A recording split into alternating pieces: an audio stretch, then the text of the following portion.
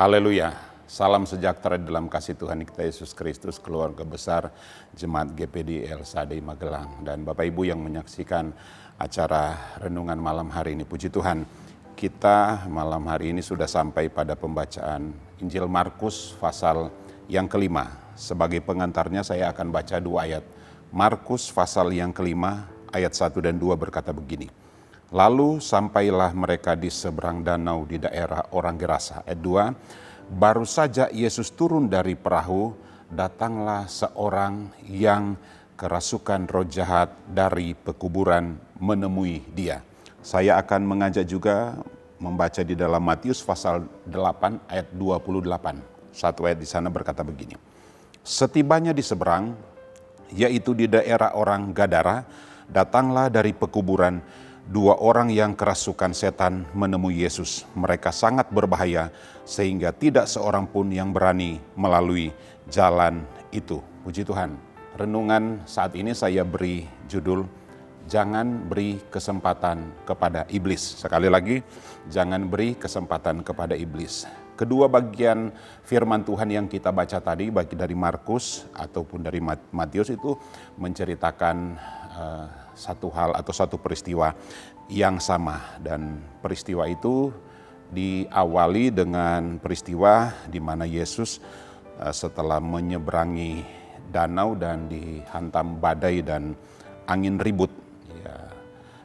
Ada sedikit yang dapat kita analisa dari apa yang kita baca dalam Injil Matius. Dikatakan ada 2 orang yang kerasukan. Tetapi dalam Injil Markus ini ayat yang kedua, baru saja Yesus turun dari perahu, datanglah seorang yang kerasukan roh jahat. Kelihatannya agak berbeda.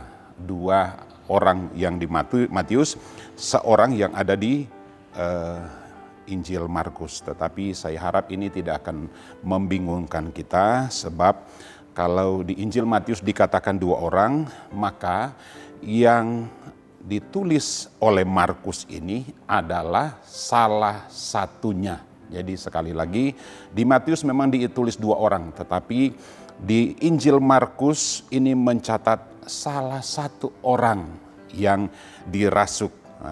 Markus pun tidak menulis bahwa hanya ada 1, tetapi dia katakan seorang, artinya kemungkinan juga ada 2 orang. Mungkin saja dari kedua orang yang dirasuk ini, yang satu ini lebih menyita perhatian atau dibandingkan dengan yang lain. Mari kita lihat hal yang lebih penting dari pelajaran yang akan kita lihat saat ini.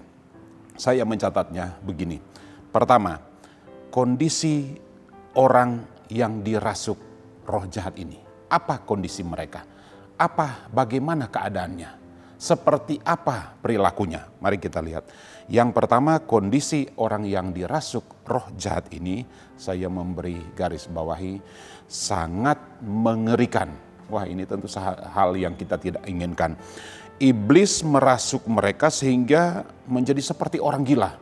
Berang, mengamuk, bukan berdiam tetapi suka ngamuk. Dengan membabi buta, jadi dengan cara membabi buta. Dan sekali lagi kondisinya sangat buruk karena kita sudah baca tadi. Mereka tinggal di pekuburan. Wah, bagaimana kondisi keadaan yang ada di pekuburan. Pekuburan saat ini memang sudah ada yang kelihatannya mewah. Pekuburan waktu itu tentu tidak seperti keadaan sekarang. Sekali lagi karena iblis menggiring mereka ke tempat itu. Kemana? Ke tempat pekuburan. Tempat memakamkan orang mati.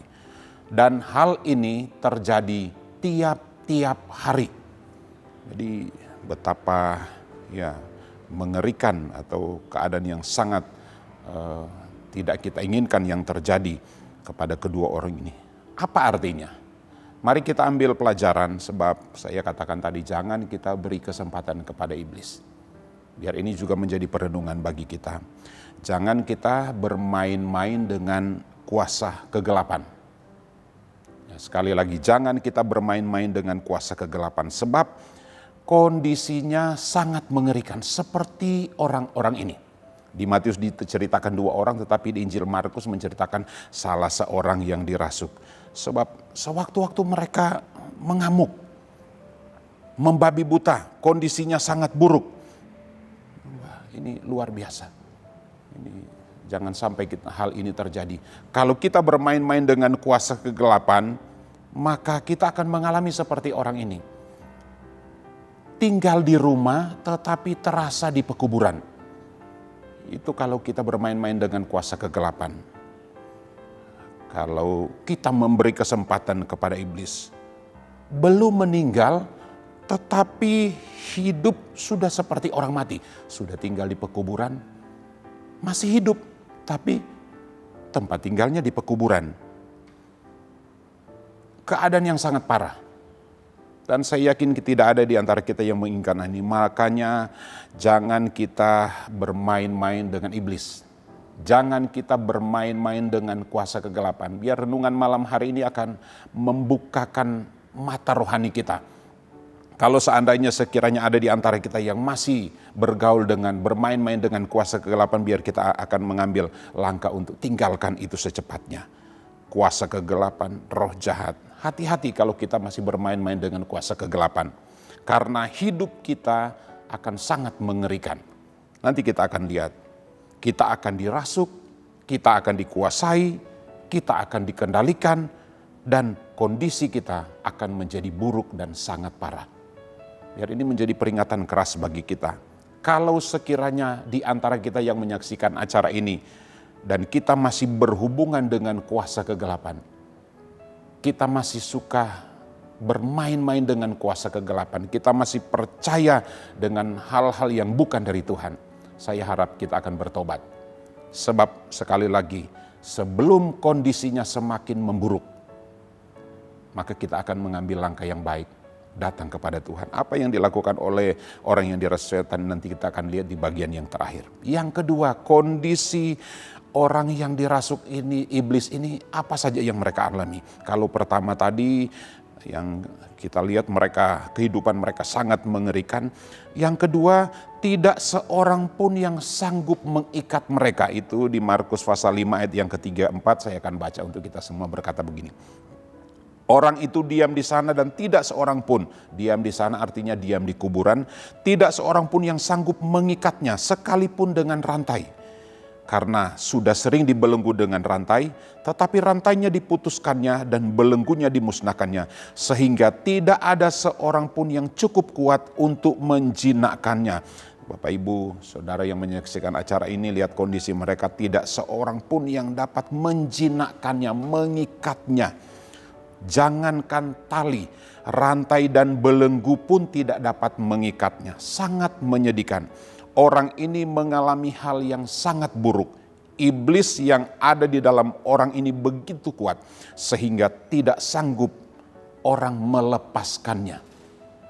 Segala belenggu, segala ikatan itu dengan mudah diputuskan, dilepaskan, diikat oleh kuasa iblis, tetapi benda-benda yang mengikat sudah rantai, sudah belenggu itu dengan mudah orang ini berubah dari hal yang biasanya. Apa yang dapat kita pelajari dalam peristiwa ini? Ini kondisi-kondisi yang menyedihkan yang dialami oleh jiwa-jiwa yang dikuasai oleh roh jahat.